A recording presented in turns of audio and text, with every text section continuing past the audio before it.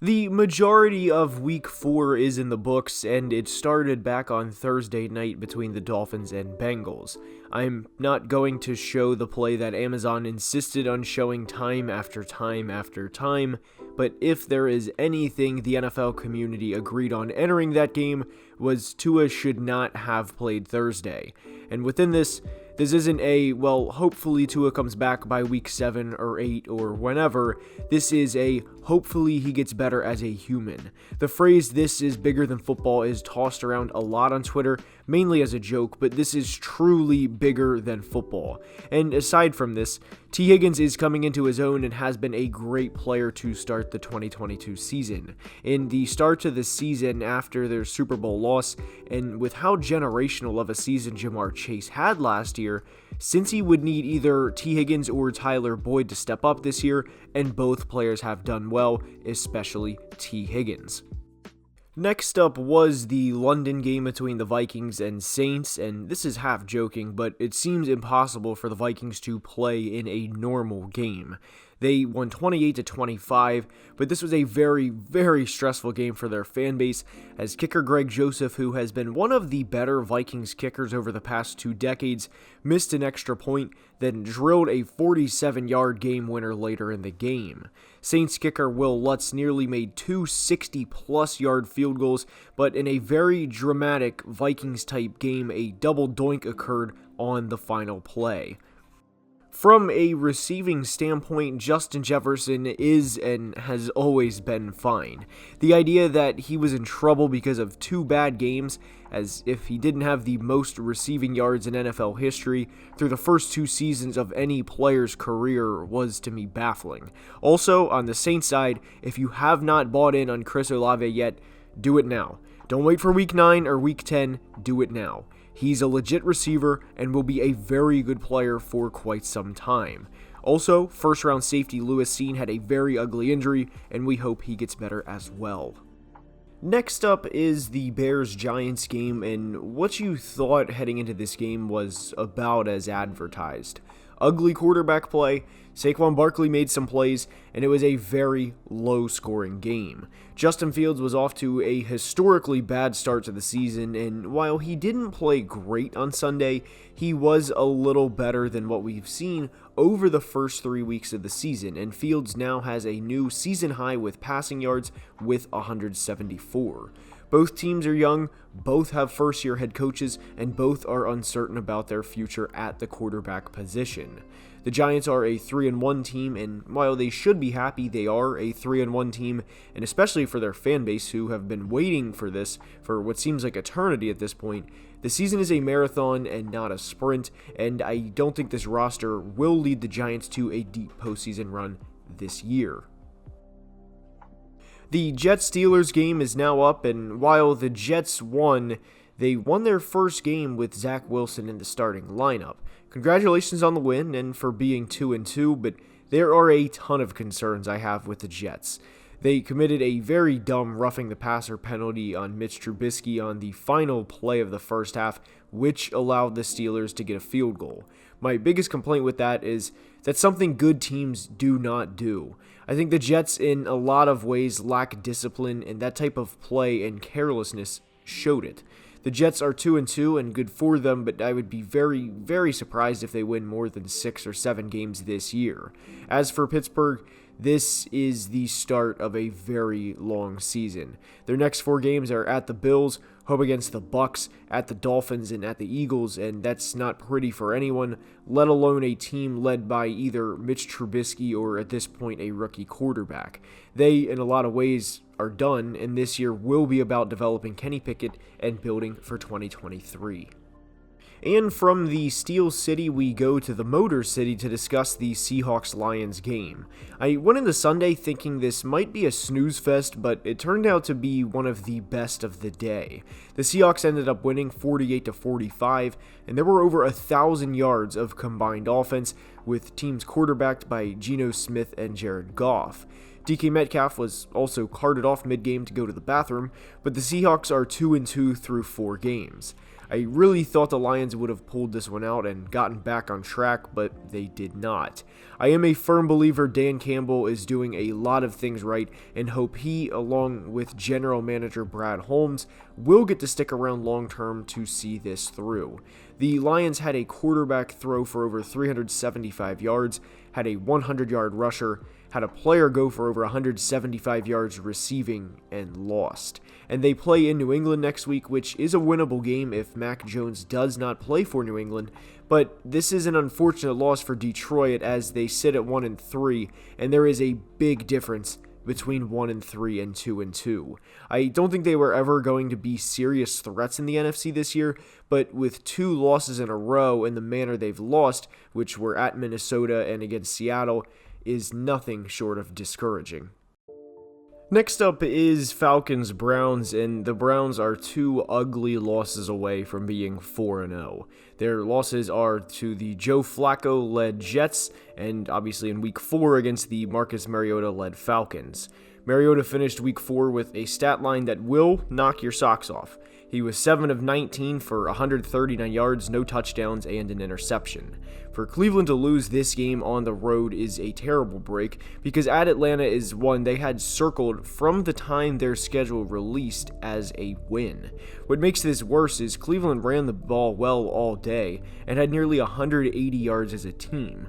Nick Chubb went to the University of Georgia and had a good homecoming game, but for a team that thinks they can make a deep run in the AFC, you can't afford to drop these games. Look, as for Atlanta, their starting quarterback had 7 completions, and I don't think they're an NFC contender by any stretch of the imagination. Commanders-Cowboys time, and guys, Cooper Rush is 4-0 lifetime as a starter. He played well on Sunday as the Cowboys' run game was not there, as they averaged just over 2 yards per carry as a team. Washington's game plan was to stop the run and to force Cooper Rush to beat them, which they successfully did, and Cooper Rush successfully beat the Washington Commanders. The Cowboys also had a great defensive game, and Carson Wentz, in terms of the Wentz roller coaster, which is very much a week-to-week basis, was on the down part of the roller coaster, as in Week 4, he did not play a good game. No Commanders player had more than 43 yards receiving, and to put up 10 points on the road in a game that could set the tone for the rest of your season, having a big division win to get you back to 500 and not being able to accomplish that is a disappointment. Sell the team, Dan. Staying in the Lone Star State for the Chargers-Texans game, and this game, even with several Charger starters out, went about as well as you'd expect. The Texans are the definition of a rebuilding team, and the Chargers are looking to compete for a Super Bowl. LA could not have afforded to drop to 1-3 in the vaunted AFC, and in a lot of ways, this was a must-win game.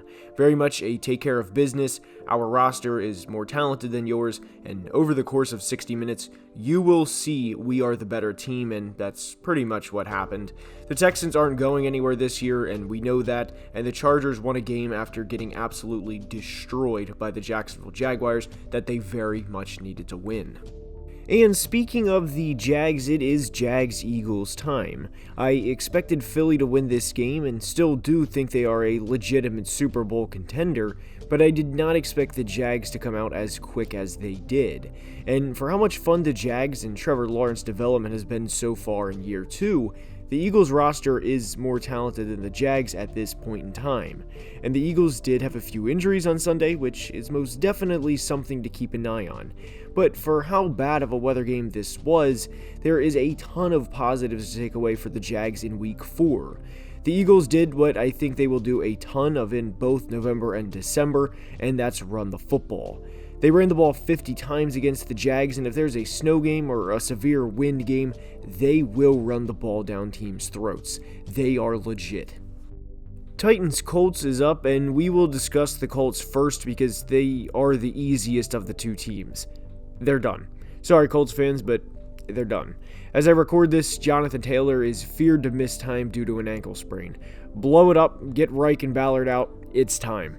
As for Tennessee, I don't want to say they're back by any means because they beat the Raiders, who entered Week 4 as the last winless team in the NFL, but there is a chance they win the division. The AFC South is a two-team race at this point in time, and it's Doug Peterson's Jags versus Mike Vrabel's Titans. Bills, Ravens. There's a lot to discuss within this game, and this game could have an entire video by itself. The Ravens were up 3 scores, and as we know, the Bills scored 20 unanswered points to come back for the win as time expired. The Ravens very much should have taken the points with about 4 minutes to play, but head coach John Harbaugh opted to go for the touchdown. Marcus Peters was very vocal on the sideline, and I fear this could lead to things to come for Baltimore. They play Cincinnati next week, and this is very much going to be something worth paying attention to. As for the Bills, this was an ugly game and a game where Josh Allen was clearly not his best. Also credit the Ravens defense for that. This was a big win for the Bills after a tough loss in Miami in Week 3, and I will say something that I think Ravens and Bills fans can both agree on, and that's that referee Jerome Boger's crew is not it. Cardinals Panthers is up, and I'll keep this relatively short for the Panthers. I released a video on Saturday and said the Panthers need to blow it up, and they do. They're bad, and there is no quarterback on the roster. That's the answer, and the head coach is not either. They are now 1-26 in the Matt Rule era when a team scores 17 or more points. As for Arizona, I think they are at maximum a wild card round exit team, and even that may be pushing it. They beat a non-playoff team, which is sometimes easier said than done, when especially factoring in the cross-country trip. They very easily could have lost this as they play Philadelphia next week, and may have been thinking about something about what's down the road, and credit Arizona for taking care of business away from home. Sunday was probably the last time we will ever see Bill Belichick coach in Lambeau Field, and the main thing I have to say regarding this, especially for Patriots fans, is it was in a lot of ways like dying a slow death. Somehow, someway, the Packers would come out on top, and at the end, they did. I do think this is encouraging for New England moving forward, though, as they were going into the big bad Aaron Rodgers home turf with a backup quarterback, and by the way, eventually a third-string quarterback, and nearly won. And you could argue they should have won. As for Green Bay, it's pretty simple. They're a good team, and good teams are naturally going to find ways to win games. AFC West showdown between the Raiders and Broncos country has not had a fine ride through 4 games. 23 points is the most they've put up in any game since Russell Wilson has become their starting quarterback. Russ played better against the Raiders than he has in previous games, but this is not the player they traded for. This is not the future Hall of Fame quarterback they traded for. Not even close. Unless there are some serious improvements, because the Broncos nor anyone else is going to make major changes in the middle of the season, they are at most a wild card round exit team, assuming Kansas City or LA wins the West. As for the Raiders, this is the type of game we needed to see. They're still 1-3, but if they can play like this moving forward, they will be a tough team to beat week in and week out. And as we see every single week in the NFL, any given Sunday. And that's all I have for today's video. I hope you enjoyed. If you did, please leave a like and subscribe to the channel, as it would truly mean the world and help tremendously with the YouTube algorithm. I was a little under the weather for this video, but I hope you guys enjoyed. Also, please subscribe to the second channel where we are rebuilding the Minnesota Vikings. And as always, until next time, please be safe and have a great day. Love you guys.